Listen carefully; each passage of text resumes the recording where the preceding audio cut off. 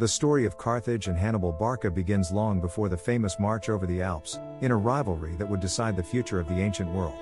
In the Western Mediterranean, two rising powers slowly moved toward an unavoidable collision. One was the growing Republic of Rome, ambitious, disciplined, and relentless. The other was Carthage, a wealthy maritime empire built on trade, naval power, and strategic brilliance. Carthage had begun centuries earlier as a Phoenician colony, founded by traders from Tyre. Over time, it became the dominant naval and commercial force of the Mediterranean. Carthaginian ships controlled trade routes from Spain to North Africa and beyond. Their merchants dealt in silver, grain, timber, and precious goods. While Rome expanded slowly across the Italian peninsula, Carthage built a network of ports, colonies, and alliances across the sea. At first, the two powers tolerated each other.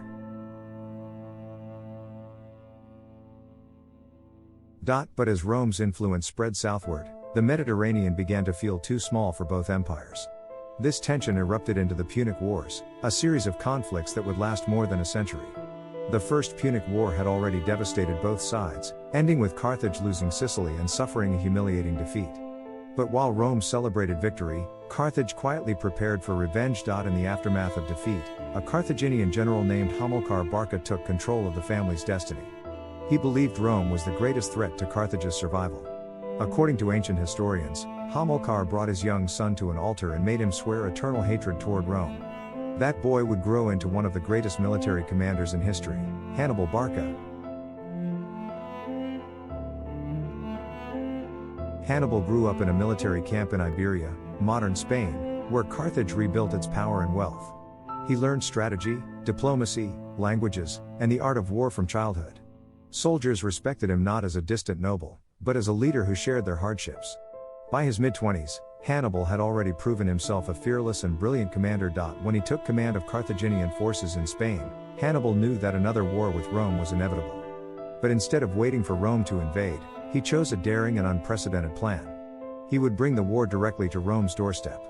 And he would do it in a way no one expected. Rather than attack by sea, where Rome had grown strong, Hannibal planned to invade Italy by land. This meant marching his army from Spain, across southern France, and over the towering peaks of the Alps.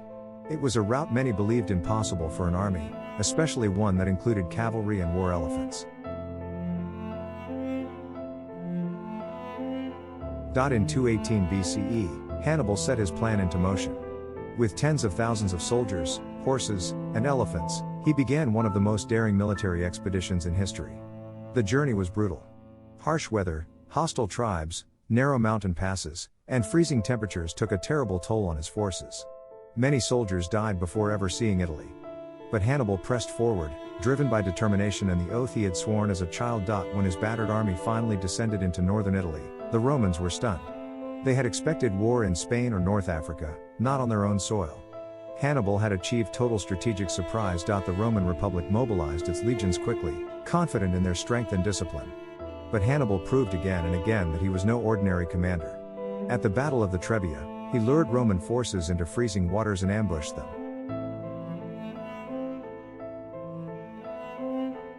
At Lake Trasimene, he executed one of the largest ambushes in military history, trapping Roman troops between hills and water in thick morning fog.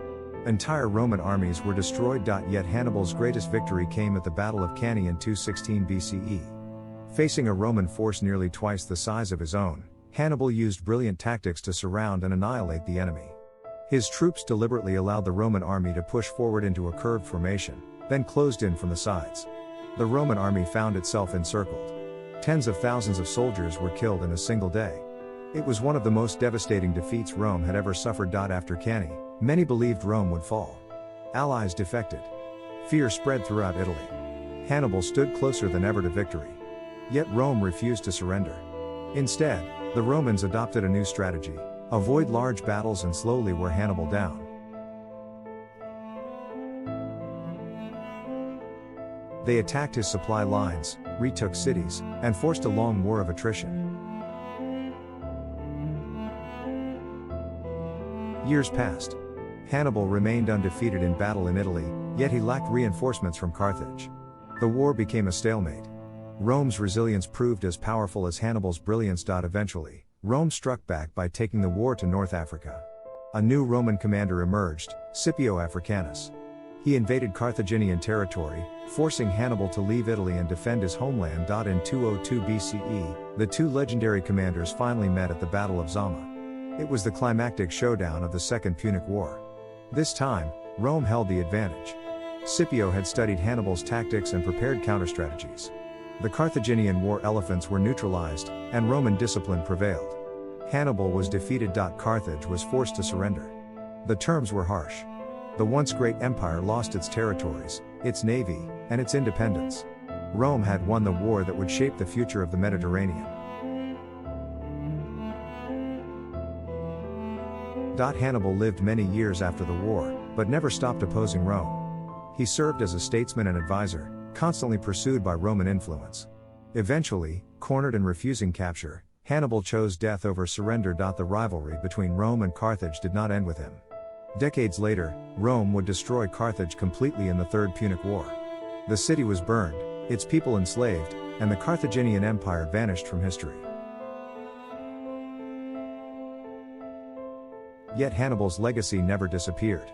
Even Roman historians admired him. His campaigns are still studied in military academies today. His bold strategies, daring decisions, and relentless determination made him one of the greatest commanders the world has ever known. The story of Carthage and Hannibal is not just a tale of war. It is a story of ambition, rivalry, resilience, and the rise and fall of empires. It reminds us that history is shaped not only by victories, but by the courage to challenge the impossible. And centuries later, the name Hannibal Barca still echoes as a symbol of genius, defiance, and the relentless spirit of a man who dared to march an army over mountains to challenge the greatest power of his age. In the end, the struggle between Carthage and Rome became more than a war between two nations. It became a turning point in world history. Rome emerged as the dominant power of the Mediterranean, setting the stage for an empire that would shape law, language, and civilization for centuries. But even in defeat, the legend of Hannibal Barca never faded. He remains a symbol of bold thinking, impossible ambition, and the power of strategy against overwhelming odds. His march across the Alps, his victories against larger armies, and his lifelong defiance of Rome continue to inspire historians, generals, and storytellers to this day. If you enjoyed this journey into ancient history, make sure to subscribe to the channel and join us for the next episode, where we continue exploring the greatest empires, wars, and leaders that shape the world we live in today.